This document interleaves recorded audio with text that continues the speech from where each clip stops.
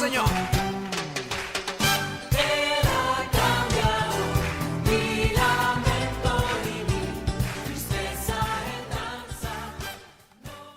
Hola hermanos, Dios los bendiga a cada uno de ustedes.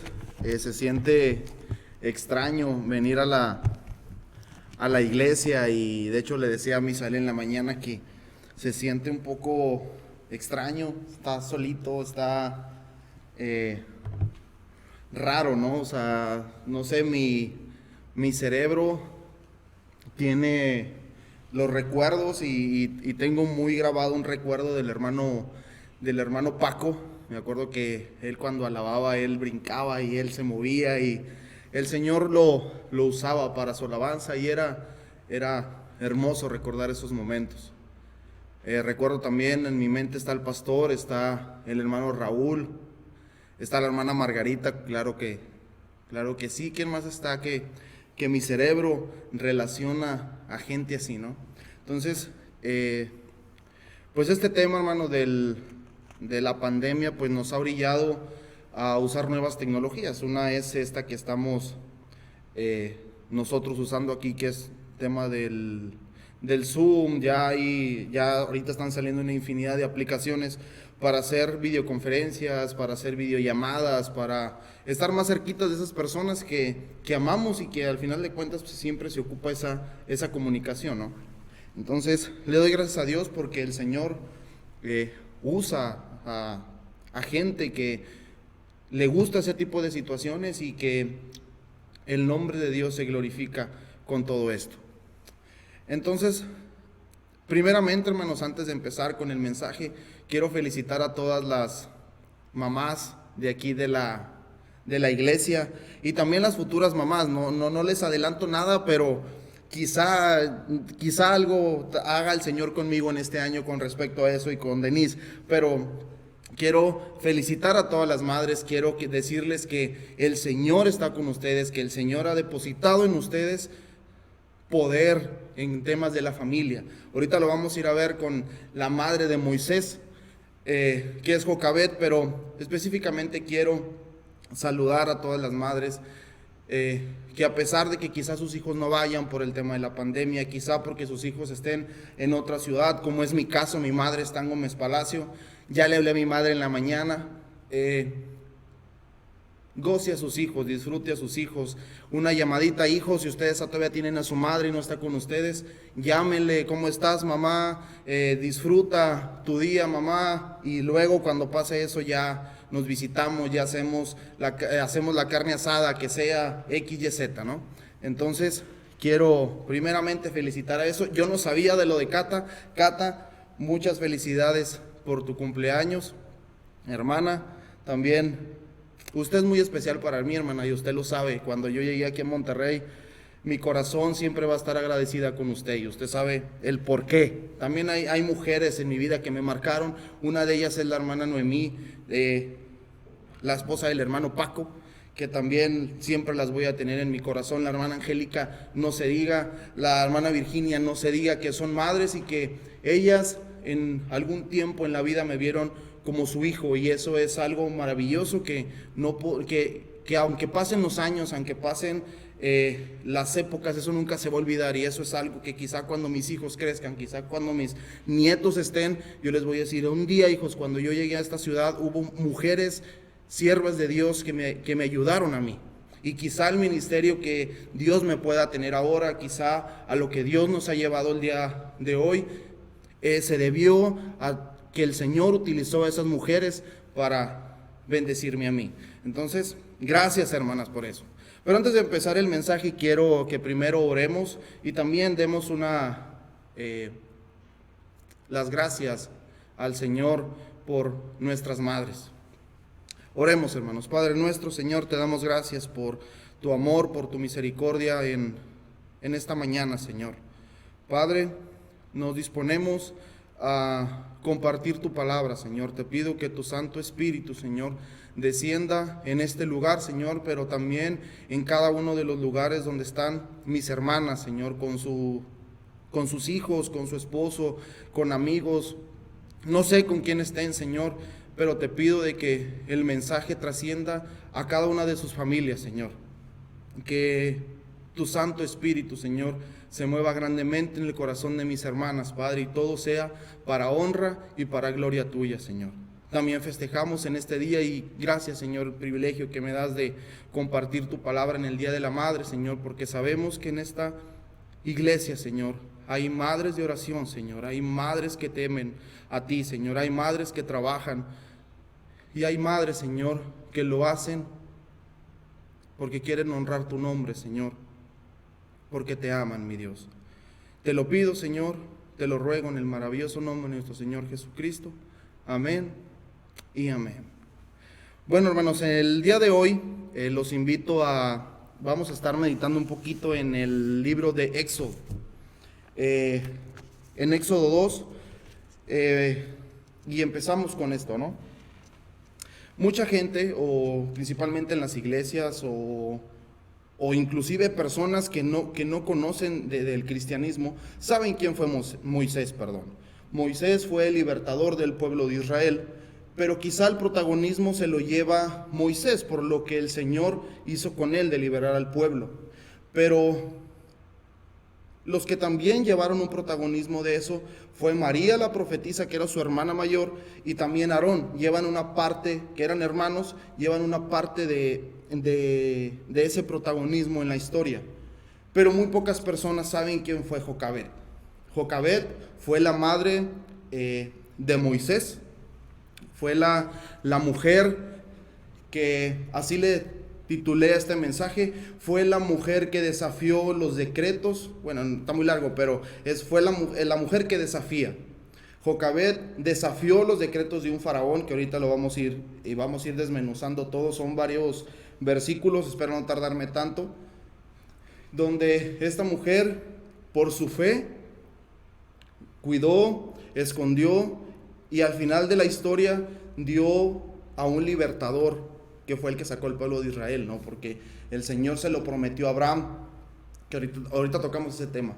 Entonces, por medio de una mujer, los cuidados que una mujer hizo, o la fe que tenía esta mujer, nace Moisés. Moisés tiene un desenlace y él es el libertador del pueblo. Entonces ahora vamos a ver los aspectos que tenía esta mujer respecto al tema del Día de las Madres del día de hoy. Anteriormente en todo esto, hermanos, ustedes recuerdan la historia que hubo un hombre que se llamaba José. José fue el que le dijo al faraón: sabes que 7 años va a haber abundancia, 7 años va a haber escasez. Y también ese pasaje es un pasaje hermoso con el tema del trabajo secular, con el tema de ser administradores de lo que Dios nos da, pero no lo vamos a tomar eso ahorita en cuenta, eso ahorita no lo vamos a ver. Entonces cambian de faraón, es otro faraón el que está ahí, y la Biblia dice que no se acuerda de José. O sea, ya no se acuerda de Jacob, ya no se acuerda de nadie de ellos. Los egipcios hacen esclavos al pueblo de Israel, o están en esa esclavitud con ellos.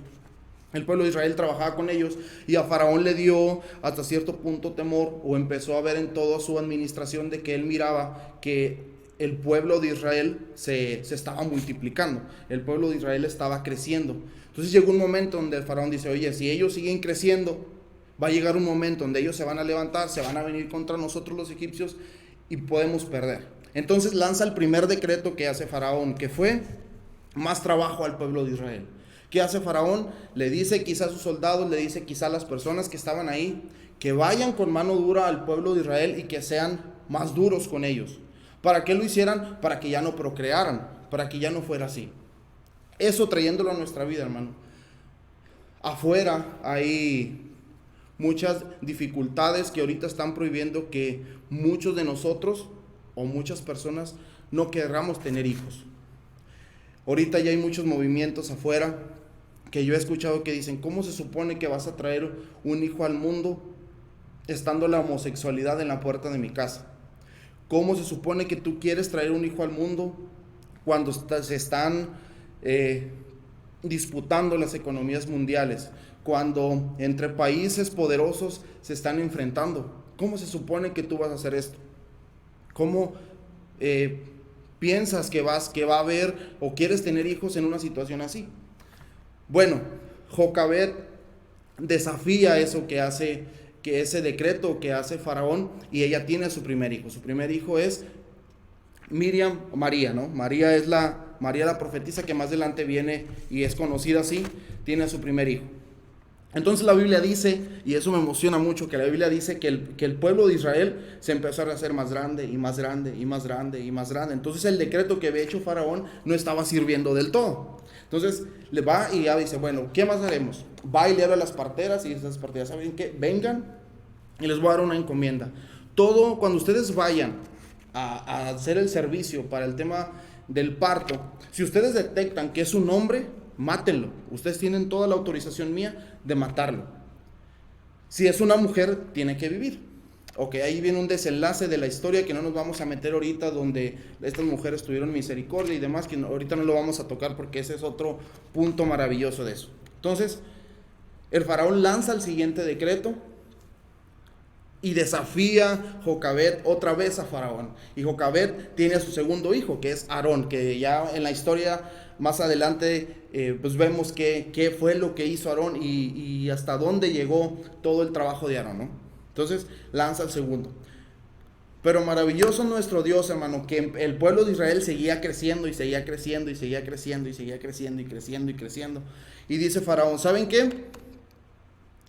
Pues esto está creciendo, esto se está poniendo un poco más duro, ya hay mucho más gente y yo tengo miedo de que llegue a pasar algo de eso. Entonces, ¿qué hace? ¿Saben qué? A todo el niño que ustedes encuentren, ahóguenlo en el río Nilo. Aviéntenlo al río Nilo para que muera. Y así va a llegar un momento donde el pueblo de Israel va a decir, ¿sabes qué? Yo no quiero tener hijos, porque si el tener hijos, al final de cuentas se van a morir. Y no quiero hacerlo. No quiero hacerlo porque ¿cómo que voy a traer un hijo a este mundo para que muera? Porque un faraón dijo que al final de cuentas tenían que morir, entonces yo no lo voy a hacer. Yo no voy a hacer eso. Ahora, si eso lo traemos a nuestra vida, es decir, ¿cómo quiero traer un hijo si ahorita no hay empleo? Ahorita la educación se está perdiendo, ahorita la homosexualidad está en las calles. ¿Cómo puede ser posible? O más bien dicho, yo no voy a traer un hijo al mundo para que viva eso. Pero Jocabed, confiando en el Señor, tuvo a su tercer hijo, que fue el libertador del pueblo de Israel, que fue Moisés. Entonces, la Biblia dice que ella lo escondía, pero eso es donde vamos a ir desmenuzándolo ahorita, hermano. Me voy a tardar un poquito, pero espero que este mensaje llegue a sus corazones. Si usted, hermana, mi amada, tiene una familia que está bajo ataque, este mensaje es para usted. Si usted tiene una familia que está siendo atacada por el enemigo, que está siendo atacada por el adversario, este mensaje es para usted, este mensaje es para su familia, para que usted lo atesore, para que usted lo añore en su corazón y usted lo ponga en práctica de lo grande y maravilloso que Jocabed nos enseñó, que es lo que vamos a ver el día de hoy. ¿Cuál es la primera lección que nos deja esta mujer? Era una mujer de fe. La fe, hermano, no es un sentimiento. La fe no es una emoción, la fe no es un pensamiento, la fe es decisión. Nosotros tomamos la decisión de creer en el Señor. Y Jocabed entendió perfectamente ese mensaje. Jocabed confiaba en el Señor y esa confianza que Jocabed tenía en el Señor fue la que libertó a Moisés. En Hebreos 11:23 dice, por la fe de Jocabed, Moisés, cuando nació, fue escondido por sus padres por 3 meses, porque lo vieron niño hermoso y no temieron el decreto del rey.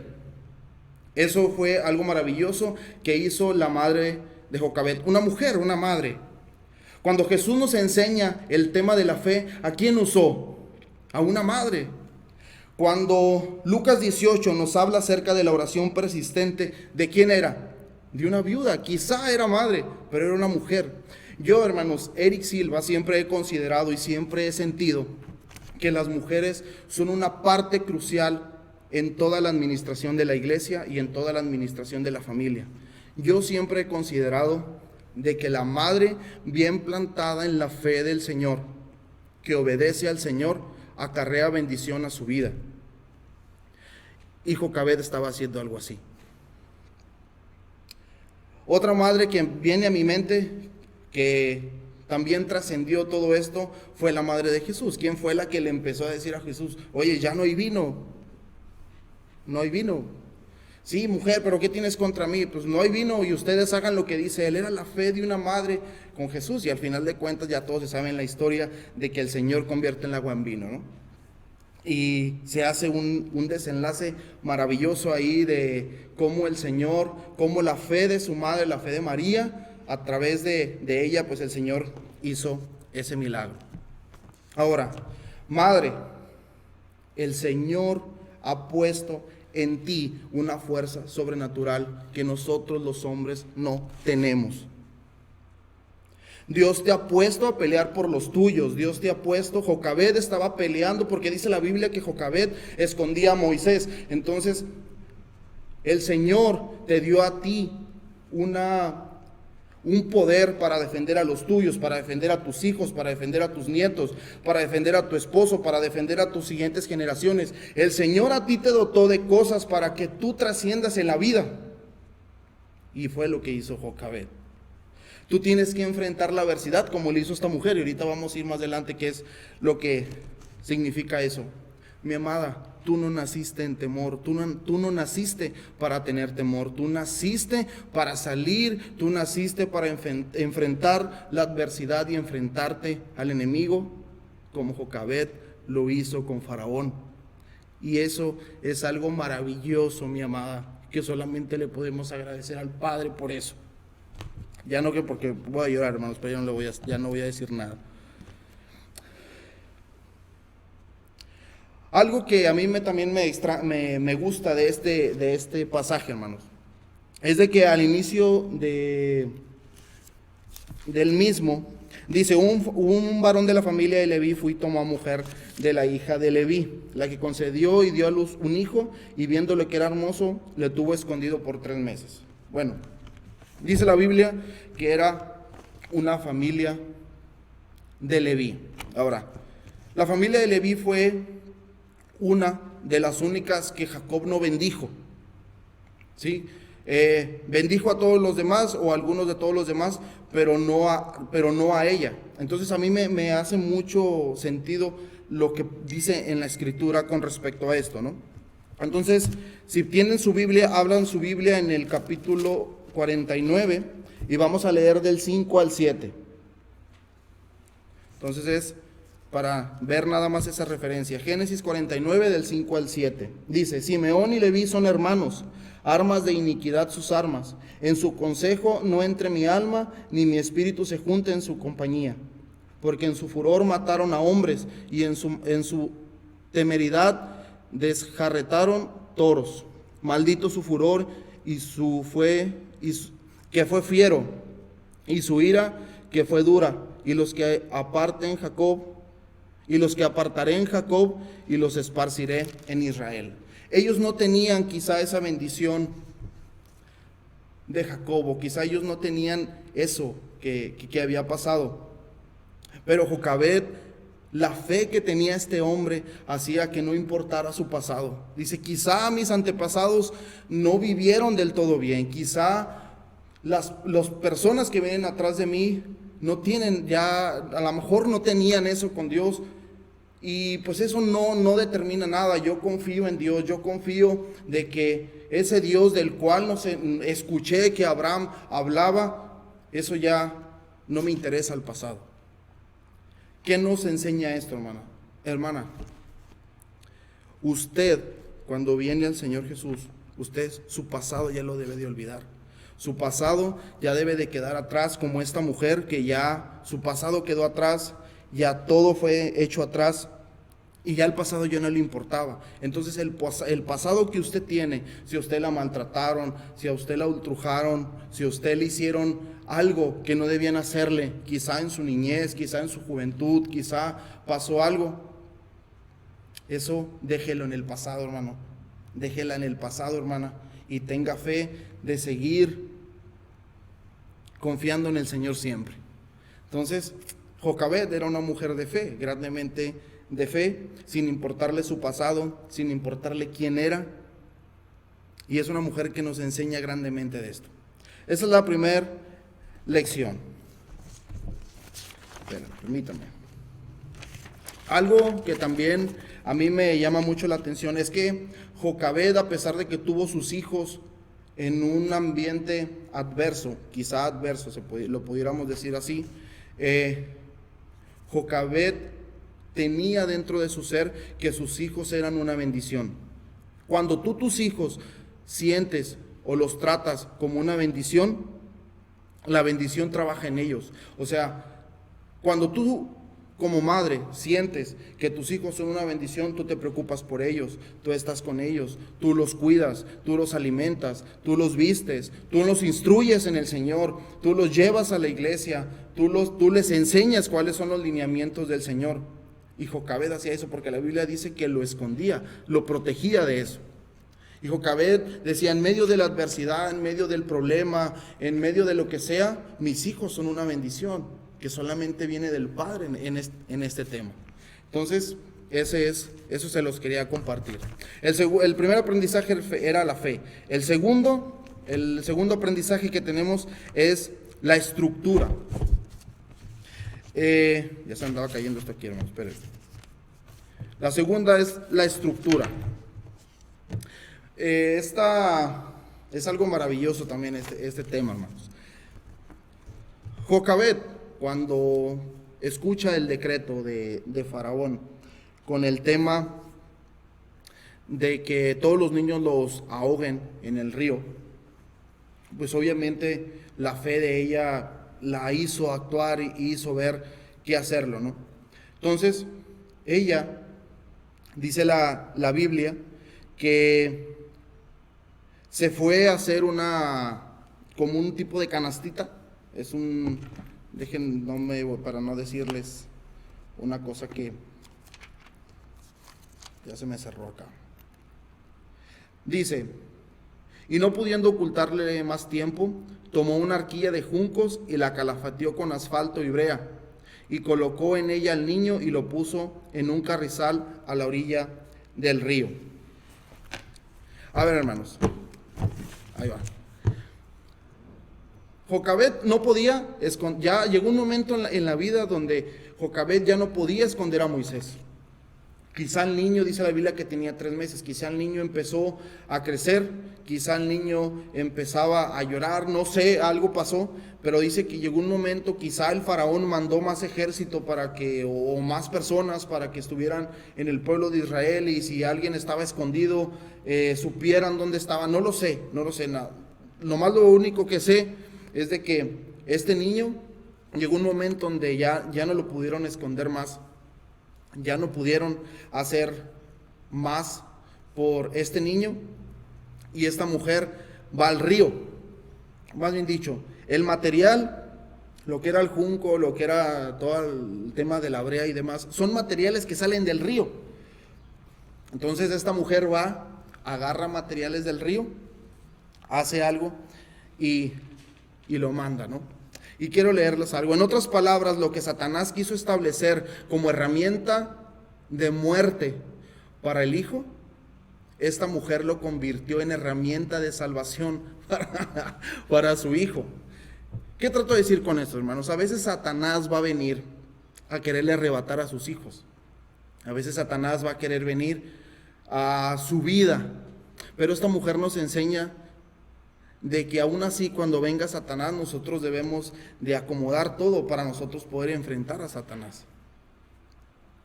¿En dónde se murió Faraón, hermano? Lo que usó Faraón para matar a Moisés era el río. Y el río era el cementerio de los niños. ¿Y dónde murió Faraón cuando fueron liberados del pueblo por medio de Moisés? En el río. Entonces, todo aquello que Satanás traiga a su vida como problema, hermano, usted úselo para dar vida y dar salvación a los demás, y principalmente a sus hijos. Eso quiero que se lo lleve en su corazón. Y esa herramienta que el faraón quería usar para ahogar a Moisés, por la fe quizá o todo el escenario que nos marca la Biblia fue de que el que murió ahogado fue Faraón. Entonces, esta mujer nos enseña que en medio de la adversidad, las mujeres tienen que sacar ese coraje que llevan en el interior. Mire, le voy a platicar algo muy personal. Cuando yo estaba en la universidad, cuando estaba aproximadamente como en tercer semestre aproximadamente, me acuerdo de que yo ya no quise estudiar. Llegó un momento en mi vida donde yo ya no quise estudiar, yo ya no quise ir a la escuela porque no había dinero. Sinceramente estábamos en una situación económica muy fuerte. Mi padre estaba muy mal, mi papá estaba en un tema de salud bastante delicado por el tema de la diabetes. Y yo hasta cierto punto me sentía mal y yo decía, no quiero ir a la iglesia, no quiero ir a la escuela porque pues no hay dinero, no hay ingreso, no tenemos recursos para ir. Y me acuerdo que ese día llegué de la escuela y me metí a mi cuarto y me acosté. Mi mamá me dice, vente a comer y demás. Digo, no madre, no traigo hambre, quiero acostarme, ando cansado. Pero la madre tiene un instinto que dice, ¿sabes qué? Esto no me gusta. Algo hay aquí adentro. Algo no está bien. Y me acuerdo que mi mamá entra y me dice, ¿qué estás haciendo? Y le digo, no sé, madre, estoy cansado, vengo fastidiado de la escuela y demás. Dice, no, eso no es cierto. Tú tienes algo, porque sé que tienes algo, porque te conozco, porque yo te llevé en mi vientre, porque sé que tú tienes algo. No, madre, no tengo nada. No me voy a ir de aquí hasta que tú me digas lo que tienes. Oh, está bien. Digo, mira, madre, sinceramente, ya no quiero ir a la escuela. Mi papá no tiene trabajo, mi papá está muy mal de salud. No hay otra fuente de ingreso. Mi hermano todavía está muy pequeño, mi hermana todavía está muy pequeña. Entonces, pues yo debo de tomar ese rol como hijo mayor, de irme a trabajar y traer un poquito sustento o algo. ¿Y saben cuál fue la respuesta que me dio mamá en ese momento? Fue algo que quizá esta Jocabed entendía de lo que era defender a su hijo. Me acuerdo que mi madre me dijo, ¿sabes que tú el día de mañana te levantas y te vas normal a la escuela? Porque tú tienes que ir a la escuela y es tu único trabajo de ir a la escuela. Mamá, pero no hay dinero, eso a ti no te debe de importar. Lo único que te debe de importar a ti es que te vayas a la escuela, que aprendas y que seas alguien en la vida. Bueno, mi mamá empezó, a ella le gusta hacer ese tipo de, como de costuras y ese tipo de bufanditas y ese tipo de cosas. Y me acuerdo que mamá hacía ese tipo de cosas. ¿Y usted qué cree que pasaba, hermano? Venía gente de la misma cuadra donde nosotros vivíamos, venía y le decía, oye Sandra, quiero que me hagas toallas de esto. Ah, sí, aquí está. Quiero que me hagas toallas de esto. Sí, aquí está. Quiero que me hagas gorros, quiero que me hagas bufandas, quiero que me hagas algo para mis hijos. Y mi mamá decía, aquí está. Eran las agallas y era esas ganas y ese carácter de desafiar la adversidad que fue lo que me ha hecho hasta ahora. Pasaron los años, me gradué, Dios me permitió, porque en ese momento yo no conocía al Señor y yo no entendía lo que el Señor hacía. Después el Señor viene a mi vida y cuando yo me gradúo, yo entiendo de que aquella cosa que mi madre hizo para que yo estudiara era ese coraje que el Señor les dio a las madres para defender a sus hijos, que eso nunca se va a borrar. Entonces, eso es algo que a muy pocas personas les he contado, hermano, y espero llévenlo en su corazón eso, de que pase lo que pase, una mamá siempre va a estar ahí para apoyarlos, por más sucia que haya sido quizá tu vida, por más problemas que ya le hayas dado a tu familia, tu madre siempre va a estar ahí para apoyarte en los momentos duros y en los momentos felices. Ok, ese es el otro punto. El tercer punto es la intercesión. La madre es una intercesión también. Pero aquí vamos a ver algo bonito. Cuando esta mujer hace la canastita para meter a Moisés, va y la pone en la orilla del río, se va la canastita y llega y se topan unos carrizales, ¿no? Muchas personas que estudian estos pasajes o que han estudiado ese tipo de lugares, dicen que pues el río lleva un flujo y ese flujo no mengua, o sea, el río sigue avanzando. Pero muchas personas que estudian, y estoy leyendo un poquito de esto, dicen que estaba el canastito y obviamente la corriente se lo iba a tener que llevar, ¿no? Por el mismo flujo del río. Pero Dios es tan maravilloso con los planes que hace, hermano, que muchas personas que estudian la escritura dicen que conforme la estructura o el ambiente que estaba ahí por donde estaba lo del faraón, geográficamente, dicen que quizá Dios pudo haber hecho algo imposible. Se cree que la canastita en cuestión de avanzar empezó a girar, empezó a dar vuelta. Estaba atorado en los carrizales, pero empezó a dar vuelta. O sea, el río no se llevó la canastita donde estaba Moisés, ¿no? Entonces eso le llamó la atención a la hija de Faraón que se estaba bañando. Entonces en esa escena entra la hermana mayor de Faraón, de Moisés, y le dice: oye, pues perdón, me adelanté, hermanos. Entonces ve esta mujer que está la canastita girando y que está la canastita ahí, y la hija de Faraón manda a una de sus doncellas y dice: ¿saben qué? Tráiganlo. Ok, entonces van las doncellas, lo traen, se lo muestran, y la hija de Faraón dice: este es hijo de un hebreo. Bueno, y mi pregunta era: ¿y ella cómo sabía que era hija de un hebreo? ¿Cómo se dio cuenta si al final de cuentas era un niño? Él no se podía defender, él no podía hablar. Bueno, Jocabed, hermana, ese niño, la hija de Faraón, se dio cuenta que él era un hebreo por la circuncisión. Jocabed estaba obedeciendo lo que años atrás les habían dicho por el tema del pacto. En otras palabras, cuando tú honras un pacto, cuando tú obedeces lo que Dios te dice que hagas, el pacto y esa obediencia se viene hacia ti, la bendición se viene hacia ti. Y esta mujer lo reconocía y dice: este es un hijo de un hebreo. Si Jocabed no hubiera hecho eso, ella quizá hubiera sido: pues es un niño, no tiene nada significante. Pero el pacto o la bendición, la obediencia que estaba haciendo Jocabed es lo que estaba mostrando al mundo quién era el pueblo de Israel con ese tema de la circuncisión. Mira, hermano, yo sé perfectamente, lo sé mucho, de que hay muchas hermanas que tienen hijos o mujeres que tienen hijos que no están en la iglesia, que no vienen a la iglesia, que mucho menos sirven a Dios.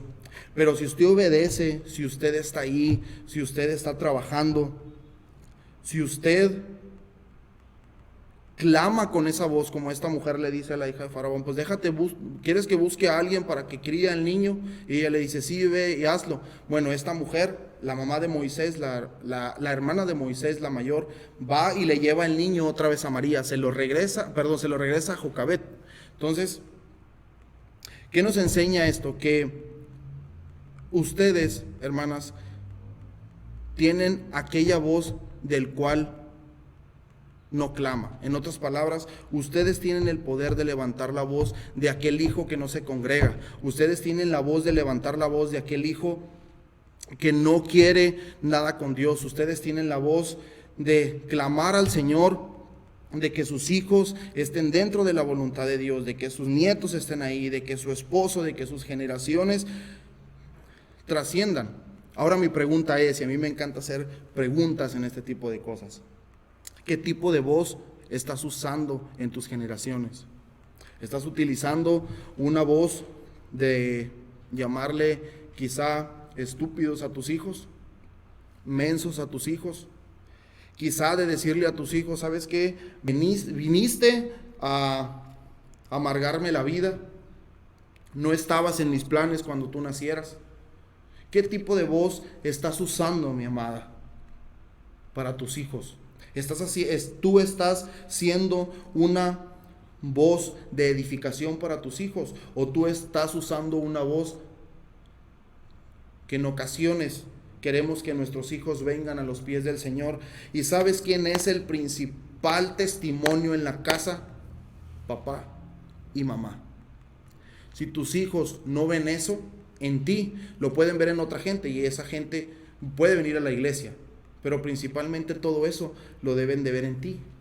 Tú debes de ser portadora de aquella voz que corrige, claro, pero también que edifica, que enseña el amor de Dios, que lleva a la casa de Dios.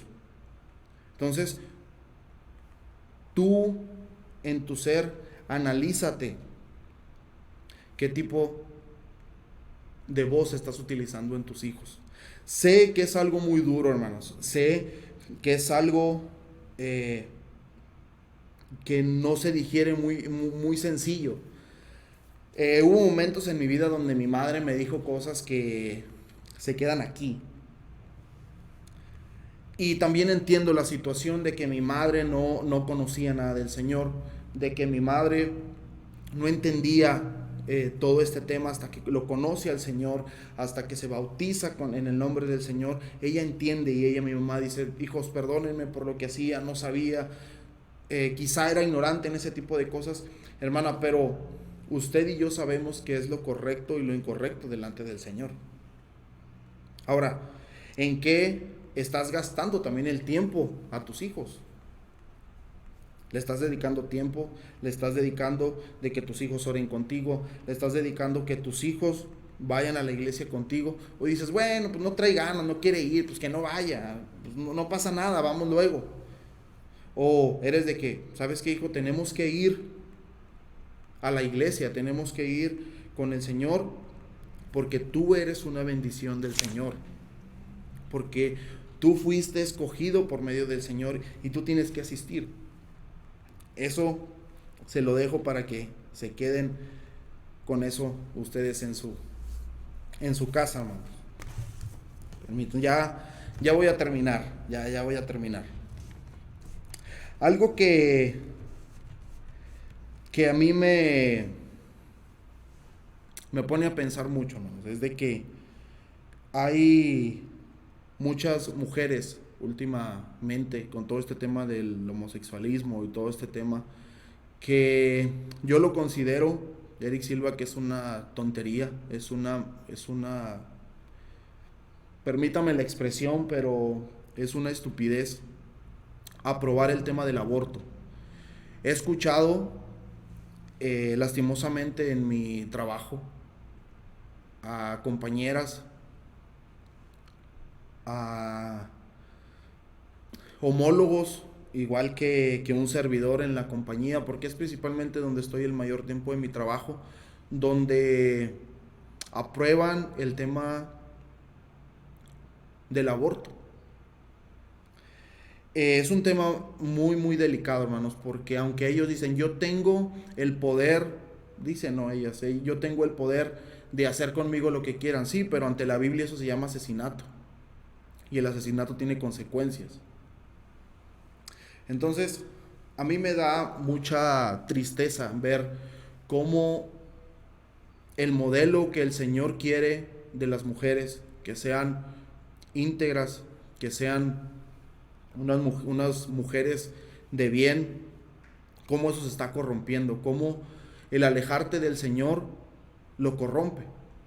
He escuchado mujeres participar en conversaciones obscenas, y no solamente participando en ello, sino que también dando su punto de vista de eso, específicamente el sexual, ¿no?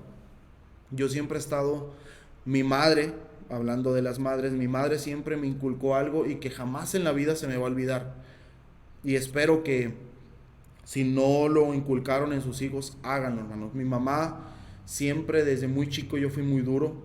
Mi mamá fue muy dura conmigo, ¿no? Hasta cierto punto en el tema de educar a los hijos. Mi mamá no conocía al Señor, mi mamá ni mucho menos tiene estudios universitarios ni demás, pero mi madre me decía algo que era con la que yo más tenía esa cercanía, y me dice mi mamá: no te metas con alguien hasta que no te cases. O sea, no te vayas a acostar con alguien hasta que no te cases. Y no quiero que me vengas y me digas: no, mamá, es que me voy a cuidar. No. Usted olvídese de eso. Tú te tienes que guardar para esa persona especial que Dios tiene para ti. Mi madre, sin ser cristiana, tenía ese pensamiento, hermano. Y ahorita a mí me da cosa, y no voy a decir nombres, pero he escuchado eso, de que hay personas que dicen, bueno, pues mis hijos no quieren nada con el Señor, nada más les pido que se cuiden. Y no, tú tienes el poder para decirle que no y no, y tú tienes el poder de arrodillarte delante del Señor y pedirle al Señor por tus hijos, por tu esposo, por tus nietos, por tus nietas, que quizá algunas no tienen, algunas sí, pero tú tienes el poder y Dios te designó a ti para que tú, por medio de tu intercesión, como lo hizo María con Moisés, tú tengas esa voz para libertar a tus hijos, para libertar a los que son tu descendencia.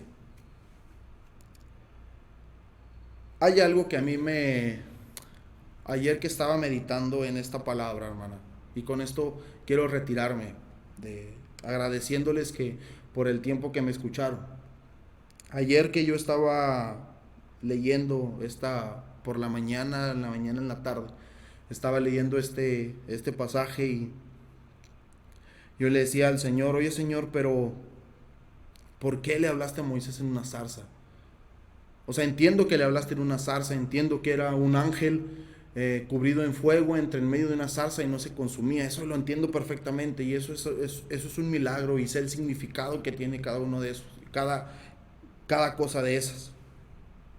Lo entiendo, lo razono, sé cuál fue el propósito de que cuando le comentaste a Moisés que se quitara los zapatos, las sandalias porque estaba en un lugar santo. Eso lo entiendo perfectamente y eso lo conozco, lo sé. Pero siento que el Señor ayer me comentaba algo y de hecho lo anoté y espero es que sea edificación para su vida, hermano. Quizá el Señor el día de ayer me estaba, y duré muchísimo preparando un mensaje así, traigo bastante, chequé mucha información, pero el Señor me decía la zarza, no pierdas de vista la zarza, enfócate en la zarza, mira la zarza. Y lo Señor, pero ¿qué tiene que ver la zarza con lo demás? Mira la zarza, revisa la zarza, mírala, ahí lo tienes, chécalo. La Biblia dice que no es un fuego, era un ángel que ardía en fuego en medio de la zarza que no se consumía. En otras palabras, la zarza no es algo que tú tienes en casa. La zarza es alguien con quien tú caminas en casa. Quizá el Señor me pudo haber dicho el día de ayer, hermanas, ustedes tienen que hacer una zarza en su casa. ¿Por qué? Porque si ustedes tienen a alguien, un hijo, un amigo, algo que no quiera nada con el Señor o algo que esté en contra de eso, cuando ustedes tengan una zarza y ustedes sepan que en esa zarza está el Señor de señores y está el Espíritu Santo ahí, cuando esa persona llegue chocará con la zarza y se rendirá a los pies del Señor. Y ayer chequé muchos testimonios de hombres y de mujeres que hicieron en su casa altares, hicieron en su casa cultos, hicieron en su casa estudios para glorificar el nombre del Señor y para que esa zarza estuviera ardiente. Y llegó un momento en la vida donde el Señor, en esa zarza, en ese ambiente, porque la zarza no es algo, la zarza es alguien, y usted debe de tener consciente de que ese alguien es el Señor Jesús, el que está ahí. Y va a llegar un momento precioso, hermano, donde esos hijos que quizá andan en rebeldía, quizá esos hijos que no quieran nada, quizá esos parientes que no les importe ni un comino el tema del Señor, si usted mantiene esa zarza en su casa, si usted mantiene ese altar en su casa, llegará un momento donde ellos chocarán con esa zarza y ellos caerán rendidos al Señor. O quizá usted no vea eso, pero ellos se impregnarán de esa zarza que usted tiene en su casa, porque el Señor está ahí. Y recuerde, la zarza no es algo, la zarza es alguien, porque en esa zarza estaba el ángel del Señor. Entonces, hermana, haga una zarza en su casa, junte a sus hijos, hable con ellos, lean la Escritura. Mire, nosotros somos varones, nosotros somos hombres, nosotros somos muy, luego mujer, no pasa nada, nada. Vamos a ver una película, vamos a hacer algo. Pero sabe, la madre decía a mi mamá, yo quiero que tú vengas cuando yo te haga así. Y mi madre, puede ser un poco extraño, pero la madre convence. Entonces usted convence a su familia, usted convence a sus hijos y haga la zarza, hermana.